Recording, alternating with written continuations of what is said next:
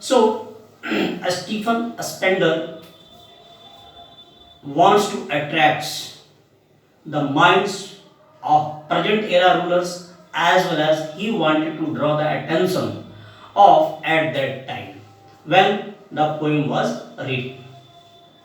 Or very interesting thing, as I have said to you, he had lots of interest in politics. He declared himself as the socialist and pacifist. That means you can say he was also a socialist, social reformer that time, right? So once he got an opportunity to visit in a school that was located in a very slum area or unprivileged area, where all the slum children, all the children who were very from poor background family, they were studying in that school. So through this poem, Stephen Spender wants to attract the minds of the reader or the government or the people of society towards the very pathetic condition or very you can say critical condition of the poor children or slum children, right? So in this poem, this is there is a very vivid picture of the poor children, those who are studying in any school, any slum area school. So in this poem, this is the description about an elementary school.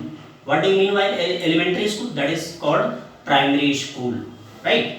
So now just we start, or in my video I will not describe each and every line, that I will give you a overall review of the entire poem, right? So as our poem starts with, far far from gusty waves the children faces, like roots widths the hair torn round their pallor, right?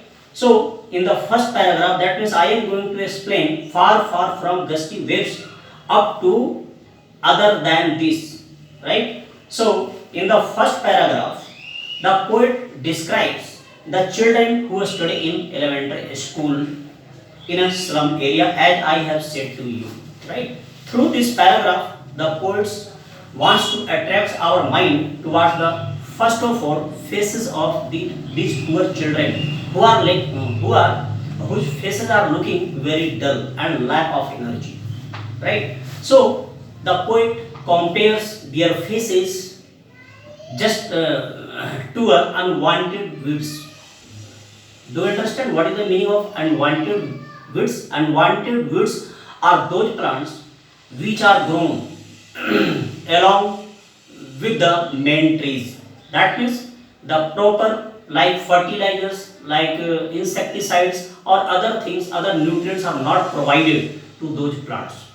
But they are itself grown with the main plant, right? So poet is describing here, that means the poet gives an emphasis, or he makes a clear statement to the reader that he, as unwanted trees grow without giving the proper nutrition by the farmer, in the same way the children, the students who are studying in the government school or a school where there is no facility, that means these children grow up just without any kind of facility, right? He also describes the faces of children, that their hair, that means their physical condition, right? So their hair is not properly combed, right? Or their hair is just falling on their pale faces. What is the meaning of pale faces? That means yellow faces.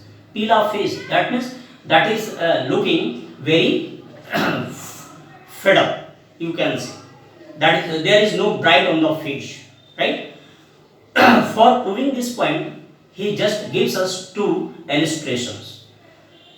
In this first paragraph, he also describes a young girl who is sitting inside the class, right? That means who is sitting inside the class on bending her head on the bench, or it shows that uh, she is bending her head just because of poverty or just because of shame. Secondly, he takes another example of a paper swimming boy. Paper swimming boy, that means very thin boy, very weak boy, right? That means he is not properly looked after. Hmm? Due to lack of money or proper nutrition, proper facility, right? Or that paper swimming boy is in great position to achieve all their goals in their life. Or third, he takes the example of a student who is physically disabled. Or poet gives the statement that the student who is sitting inside the class who is physically disabled, uh, he is also suffered with a inherited disease, that is he inherited from his parents, right? That means this is not his disease, this disease has been inherited from their parents. Or in the classroom, and another boy is also sitting in the corner who is paying more attention to outside of the class, that means towards the green fields, towards the trees, towards the nature. That means he prefers that it will be far better to paying attention in the class to outside of the windows, right? So this was the explanation of first stanza, and there is also described simile, right? Children are compared with rootless weeds. That means this is one kind of simile. Metaphor has been also used because voice is compared with a thin of paper, right? Now we are going to explain the second paragraph. Students, the second paragraph, that means I am going to explain from on sour cream walls to the star of words, right? So in second paragraph, the poet presents a vivid picture of classroom which is not properly painted or decorated, which is not well furnished, just like private school that is found right now in our society, right? Or the doors as well as the walls of the classroom is cream in color or white in color, right? The poet tells about the beautification of walls also. That means, as you can say, the primary school in a or a government school, or that is based on charity, right? So there are lots of picture that is loaded on the walls, right? Or there is many kinds of picture. That means the poet has described. That was the picture of William Shakespeare, Tagus Valley, and many charts. That means many important places of the world, and all the cities have been shown in the picture on the wall. But poet just makes a comment that these all things which have been hung on the wall, these are very useless for those children, because their life is totally different from the outside world, right?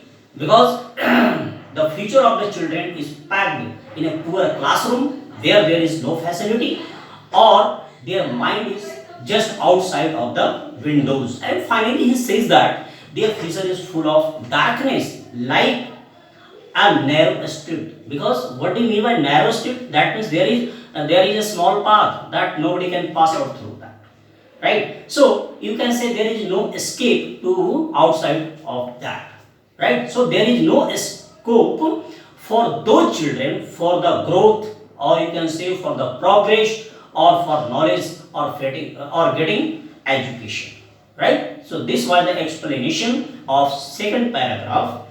Or in this paragraph, metaphor has been used that wits are compared to sour cream. Wits are compared to sour cream. Walls are compared to sour cream, right? The future of kids as narrow street, this is also one kind of metaphor, right? Now we are going to explain the third stanza. Okay, student. So third stanza I will explain from surely Shakespeare is wicked and up to as doom, right? So in third stanza, poet continues his lecture by attracting our mind towards the towards the problems or complexities faced by the poor or slum children, right? Because those children are facing day to day many kinds of problems, right? So poet says that he those children have a big dream in their life, right? Or there is no scope for growth. That's why they are looking the entire world or all the pictures just like an enemy. That's why in the first line, in the third stanza, Shakespeare is just described here as a bad example. Huh? Means those children just hated everything in this world because the map that is hanged, the picture of Shakespeare or anything that is useless for those children because they are living in a very small room and their life is going to be very bad, or that means their future is just is going into the windless night where there is only darkness, there is no light, there is no bright, there is no bright of future. Or secondly, kids are so thin and weak due to malnutrition that anybody count the bones of their body, right? That means they are easily visible whatever they are putting on attire or dresses. Or some students are putting on spectacles, right? They are also broken or they are repaired, or the poet has compared it just with the stones, right? Because that is mended glass.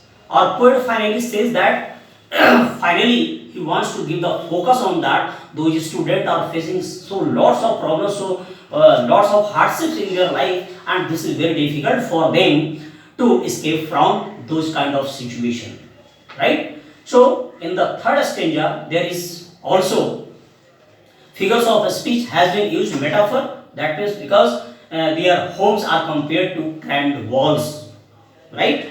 And simile has been used repaired spectacles like bottle bits, right?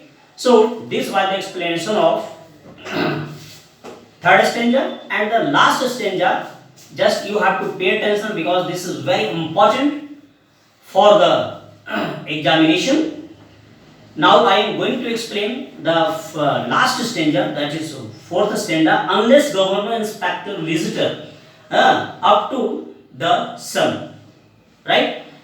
In the last stanza, the poet said in last stanza that the government should notice the problem of their children, right? To change their life, or world map should be reality for them, because the world map that is hung on the walls of the classroom, that is very useful, that is very useless for them, that should become true for those children. That's why the government officials or any responsible organization should pay attention toward the betterment of future of their children, right? The poet wants the governor and public must help them to take out from darkness to the light for the bright future, because the future of those children is packed inside a classroom, right? Where there is no light, there is no proper facility, no proper education is provided, right?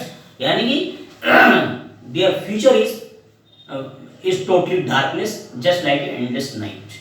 He also urges that children should give the